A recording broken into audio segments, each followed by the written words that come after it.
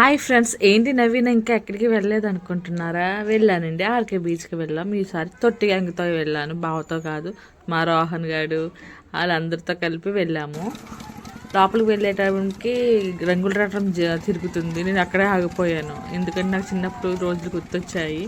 మా మావిని డబ్బులు అడిగి రంగుల రథం ఎక్కే రోజులు గుర్తొచ్చాయి. ఇక్కడ గుర్రం పైన ఫోటోషూట్ అంటే జరుగుతుంది.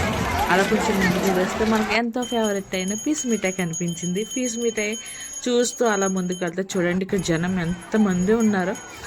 ఈ ఎండాకాలం కదా, బాగా వేడి చూస్తే జ్వరం వచ్చేస్తుంది. బీచ్కి వచ్చేస్తున్నారు చల్లగాలికి. మేము మా తొట్టిగా అంతే వెళ్ళాం.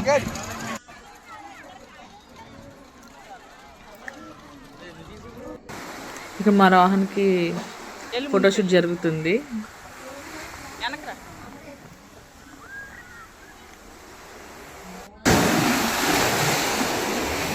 బీచ్లో యోగానంద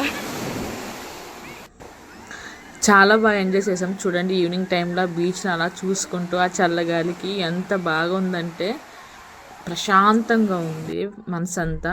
చూడండి, మా 3 idiots వచ్చారు. 3 idiotsకి తగ్గ వాళ్ళు మా ముగ్గురు. ఒకళ్ళు మించిన వాళ్ళు ఒకళ్ళు. అల్లరి చేస్తారు, గొడవలు ఆడుతారు, బాగా ఫైట్ చేస్తారు. చూడండి ఎంత బాగుందో వ్యూ. మంచిగా ఆడుకుంటారు, ఒకరికి వాళ్ళకి హెల్ప్ చేసుకుంటూ ఉంటారు. చూడండి, చాలా బాగుంది కదా. మీరు కూడా ఈవినింగ్ అయితే ప్లీజ్ బీచ్కి వెళ్ళండి. ఒకవేళ బీచ్కి వెళ్తే ప్లీజ్ బట్టలు తడిసిపోతాయి, కాళ్ళు తడిసిపోతాయి అని చెప్పి లోపలికి దిగడం మాత్రం మానకండి ప్లీజ్. బీచ్కి వస్తే మన ప్రశాంతతే కదా, ఆడుకోవడానికే కదా. కాళ్ళన్నా కడుక్కొని వెళ్ళండి, ఓకేనా? మాలాగా అందులో దొరలకపోయినా పర్లేదు, బట్ కాళ్ళైనా తడిపి వెళ్ళండి.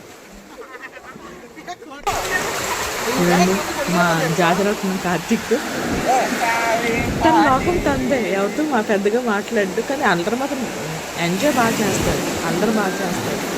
మా ఊరికి ఇంకా చెప్పాల్సిన అవసరం లేదు. మా సుధీర్ ఫుల్గా ఇంకా ఆట అయిపోయింది. ఇప్పుడు ఇసుకతో కొట్టుకోవడం మొదలుపెట్టారు. ఎందుకు అలా వదిలేసారు అనొద్దు, నేను వెనకాలే ఉన్నాను, వాళ్ళతోనే ఉన్నాను నేను. మా అల్లరి మీకు నచ్చితే, ఫుల్ ఎంజాయ్ చేసాం. మా అల్లరి మీకు నచ్చితే సబ్స్క్రైబ్ చేయండి ప్లీజ్. మీరు కూడా మా అలాగే అల్లరి చేయండి. లేదంటే తొట్టి గ్యాంగ్